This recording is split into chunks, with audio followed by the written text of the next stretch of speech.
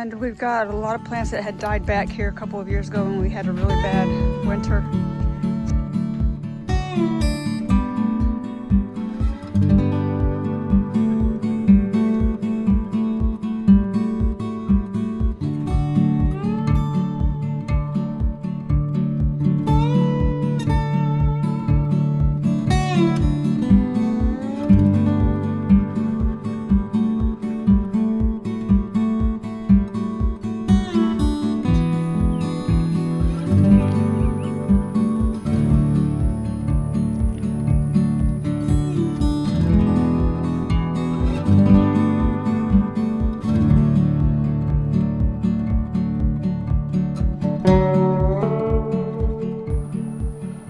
Everything's looking really good up here. I did have to pull out the white fountain grasses. There were 5 of them there were 4 of them, and they all died over the winter. So I replaced them with 3 azaleas. I don't remember the variety. I'll have to look at the tag, but these are the smaller version. I think they're called Encore, and so they bloom a couple times a year. There are so many cars going up and down this highway. It's very difficult for me to try to do a video without all this background noise. But everything's looking good. I'm probably going to pull these out. These are the Queen Mum Agapanthus. I had planted 5 of them in here, and termites, the subterranean termites, were eating the root systems on basically all of them. This is all that's left, and it's underneath of the Ocean Sally Blue, I think is what it's called, Sally Fun Ocean, something like that, salvia. So I need to pull these out because they're not going to get any sun now. And there's only that one left, and then just a tiny bit of one on this end. We have been dealing with subterranean termites. It's actually, I think it's the Formosan termites because they're really bad down here in Louisiana. So that's all that's left of this one.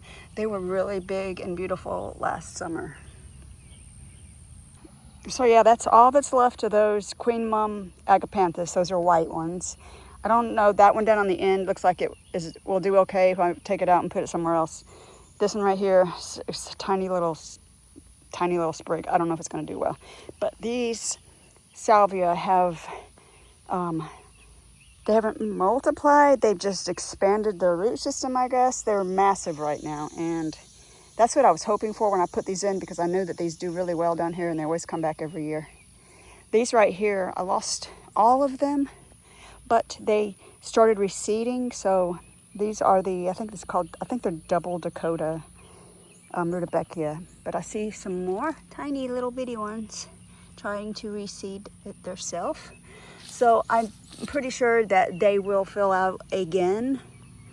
And hopefully these are looking really big. Hopefully they'll make it through this winter. I came up here yesterday and pulled out a ton of weeds. It was just covered in weeds, and I just weeded this bed 2 weeks ago.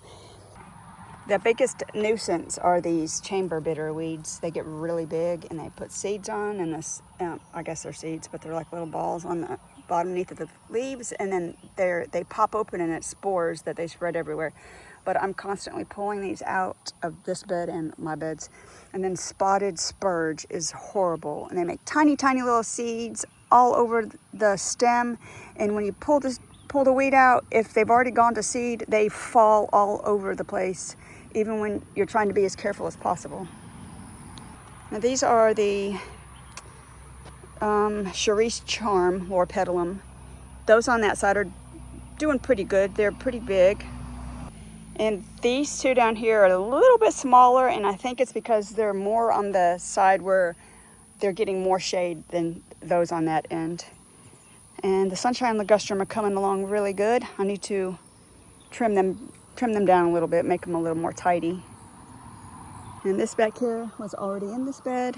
I cut it back some to just to try to help it fill out a little more, flush a little more, because it was extremely leggy.